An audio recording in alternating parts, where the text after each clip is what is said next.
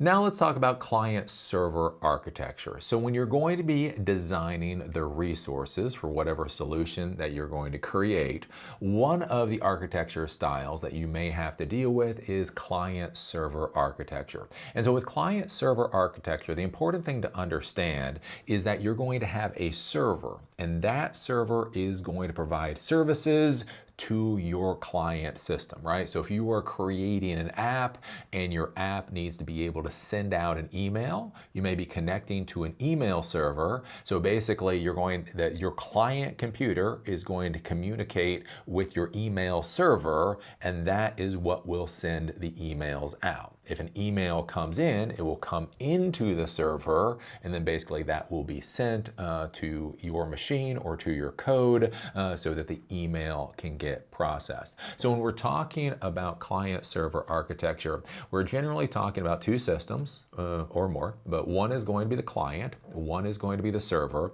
The important thing to understand about the server is that the server is going to be its own box, right? So it may be its own physical machine with a CPU, RAM, hard drive, the whole 9 yards.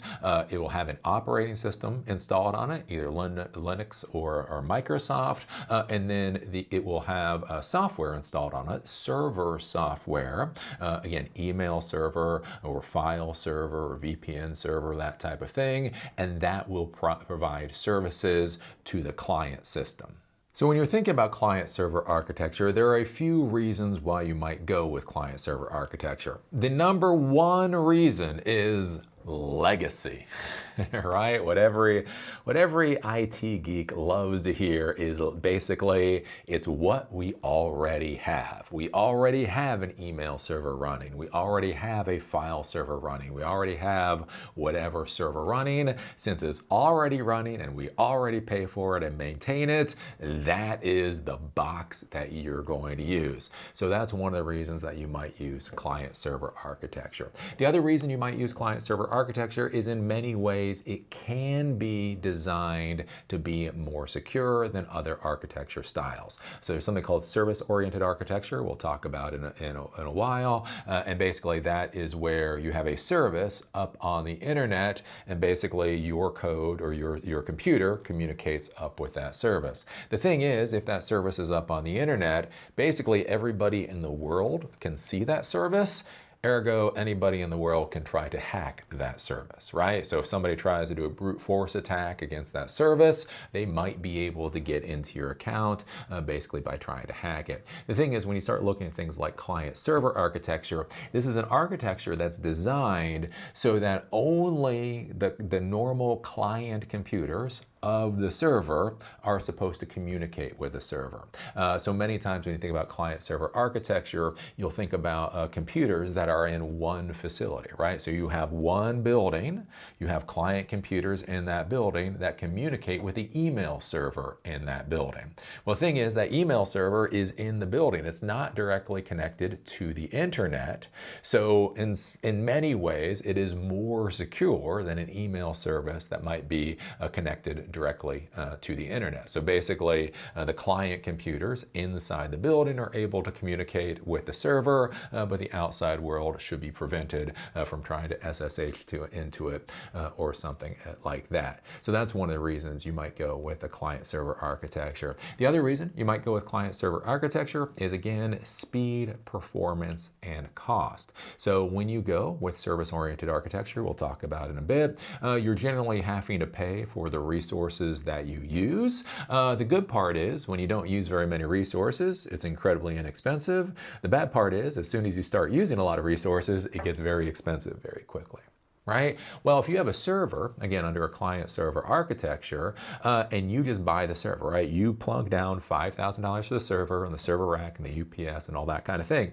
It's expensive up front, but there's no additional cost. You turn the thing on. If your system gets one visitor, it costs you what it costs you. If your system gets 100,000 visitors, your price does not actually change. So those are some of the things to be thinking about why client-server architecture might be something useful for you.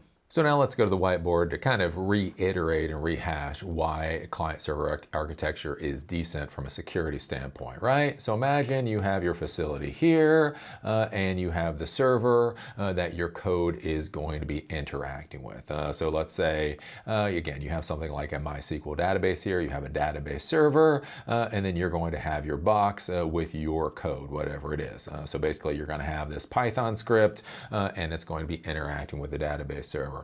The good part here, right, is so your server, your box, is going to communicate with the database server, and the database server is going to communicate back. If there is a hacker in the outside world, right, that wants to try to compromise your database server, the thing is here, there's no real easy way for the person on the outside world to actually be able to even see your database server, to be able to try to hack it, again, brute force attack, that type of thing. Theoretically, if they compromise the server that your code is running on, that could try to compromise the MySQL server. But basically what we're doing is we're simply, we're mitigating the risk. It makes it harder from nefarious actors in the outside world to try to be able to hack our systems. Beyond that, though, again, you might be thinking about like, well, but if everything's in the facility, that's not what I want. You know, what about the cloud? What about the cloud?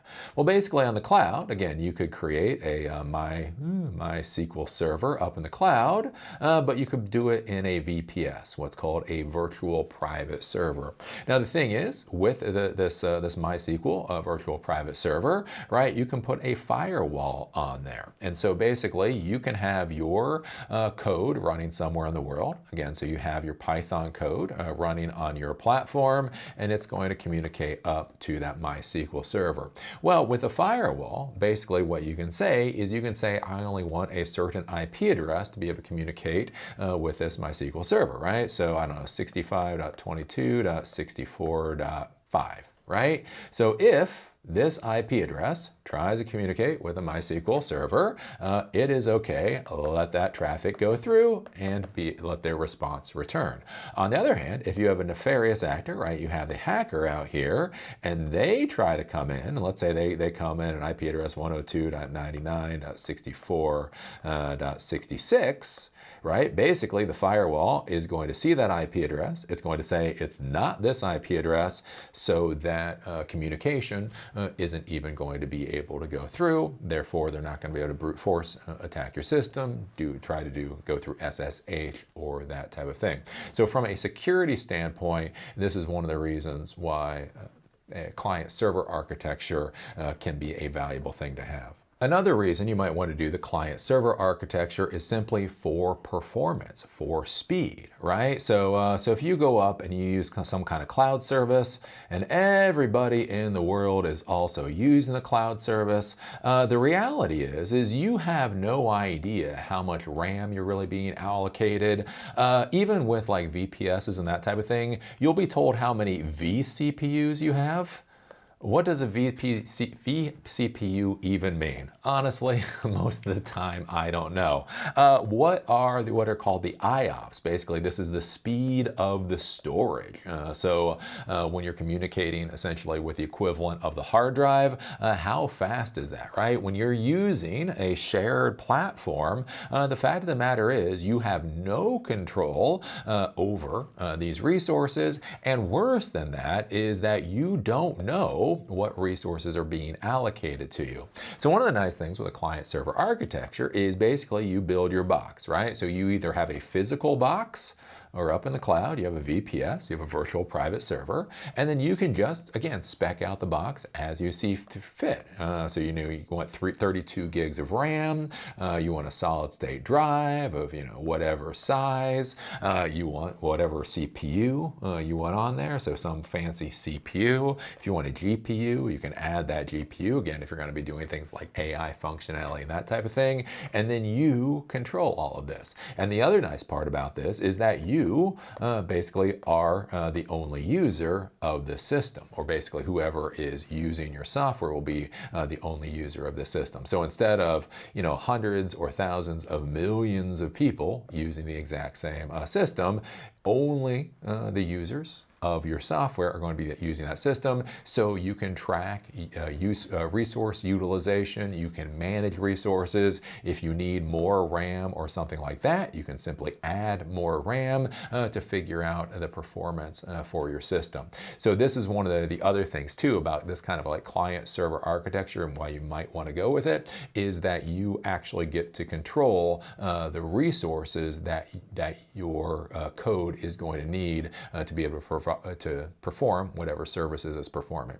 So that's the basic idea with client-server architecture. Now, the big thing to walk away with client-server architecture is that this is an architectural style that will generally require more care and feeding from you or from your institution than the other architecture styles that we'll be talking about, right? So you're gonna have a server. So that server will either be a physical box or it'll be a virtual server. It'll have an operating system installed, and then it will have the server services, basically software installed on top of that. Basically what that means is you have to make sure that your operating system is configured and updated the way that it's supposed to be. The server software is going to need to be configured and updated the way it's supposed to be. If you find out about zero-day attacks against your type of system, you're going to have to go and try to harden your server to make sure nobody else is trying to hack that type of thing. So basically, you have to have generally a lot of control over your server.